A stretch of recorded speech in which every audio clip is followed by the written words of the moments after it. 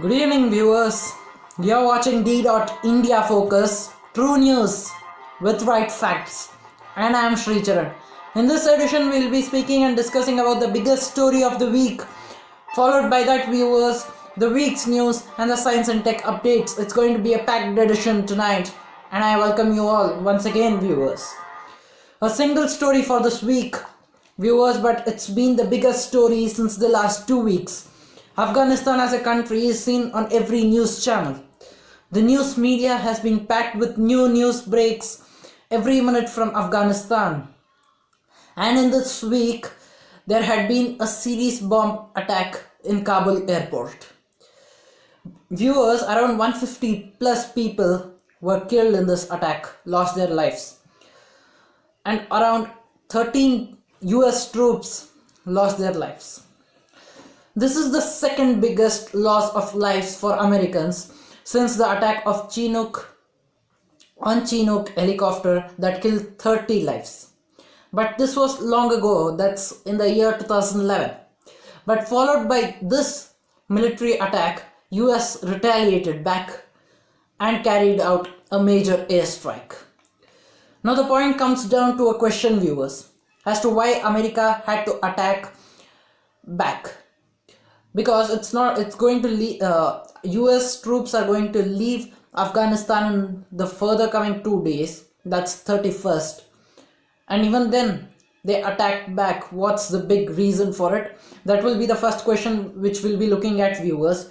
According to me, the second big question also, let's look at it, viewers. Afghanistan, so will this make an impact to Americans, will be the second big question. According to me, viewers, the evacuation process is still on. And the US military is still there until 31st.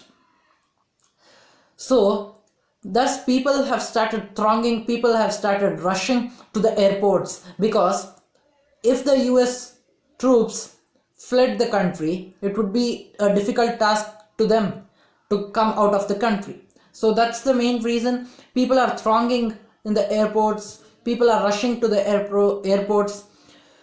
And I think ISIS knew the point, knew the situation, and made it an opportunity. They just took it to their advantage and made it a clear opportunity. Now coming back, viewers, will this mean a lot to Americans? Why did they carry out an airstrike? That will be the question. For sure, viewers, this will impact and create an aggression. This will have a further lasting impact. The same type of situation arose during 9/11 attack, due to which America entered Afghanistan. But this time will US enter Afghanistan? I think they won't enter Afghanistan, because last time America was against Taliban, but this time America is against ISIS. And Taliban call themselves separate from ISIS. So that's the main point. Also, I'll be explaining what's the difference between ISIS and what's the difference between Taliban in the further few minutes, viewers. Also, the 9/11 attack, I have explained 9/11 attack and the complete history of Afghanistan in my previous video, viewers. Do check it out. The link is given in the description. Do check. The complete history of Afghanistan is given in that video. So, viewers, it becomes important as to how America will react in the further coming days. They have reacted and retaliated already. But if the same scenario continues, how well America will react back will be a question, will be a wait and watch scenario for all of us, viewers. Now, who are these ISIS-K will be the big question. Second big question.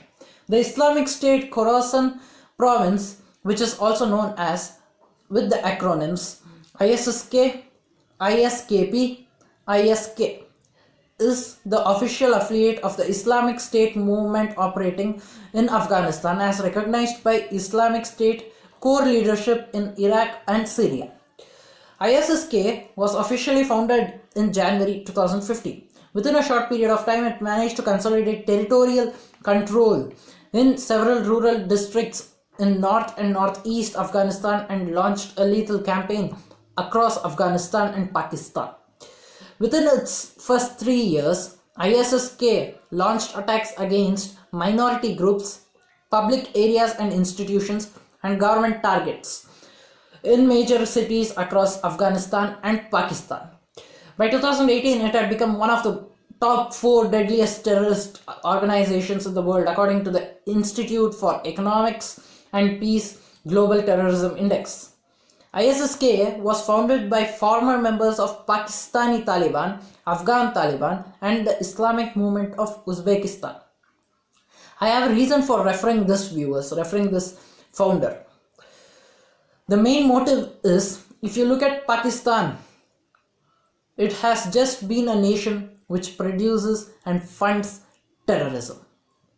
They may deny this fact, but I'll give you examples, viewers. ISSK, as I already said, the former members are from Pakistan. Lashkar-e-Taiba, the former members are from Pakistan. So this proves what Pakistan is. They may deny the fact that they are not funding terrorism, they are not funding terrorist groups. But this complete thing proves what Pakistan is doing. And they can't deny it anymore, viewers. They have been denying it since these many years, but now the whole nation knows what Pakistan is. ISSK sees the Afghan Taliban as its strategic rivals. It brands the Afghan Taliban as filthy nationalists with ambitions only to form a government confined to the boundaries of Afghanistan. This contradicts the Islamic State movement's goal of establishing a global caliphate. Whereas Taliban call themselves peace-loving people and don't promote violence. The whole world is looking at Taliban and saying that they promote violence, but Taliban says they don't promote violence. They're better than ISSK. So look at the aggression, look at how they promote violence. ISSK promote violence by this, viewers, by this comparison. Now looking at the last question, will ISSK be a major threat to international community and to other nations? In Afghanistan now, ISSK has proved itself to be a threat due to the Kabul attack.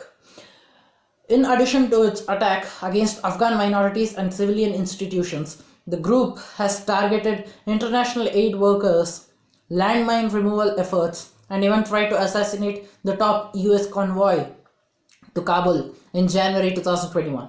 It's anyhow too early now to say, will ISSK be a threat? But if they are capable of coming to power, then surely they will be a threat to the globe, viewers. I conclude the first big story by saying that let's wait and watch as to what's going to happen and what's waiting in the fate for Afghanistan.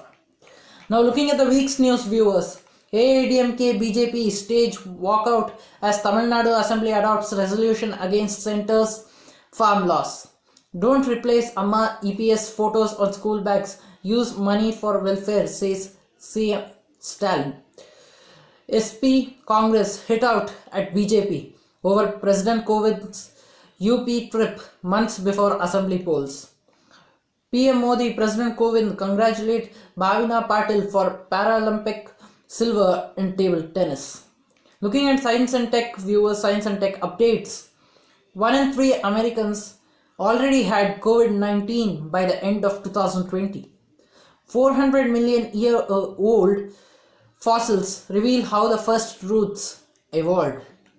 Rain and warmth trigger intense melting in Greenland.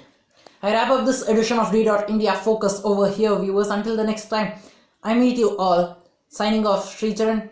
Do take care, stay home, stay safe. Do subscribe to the channel and hit the bell icon. Support this young team, viewers. Thank you for watching me. Thank you.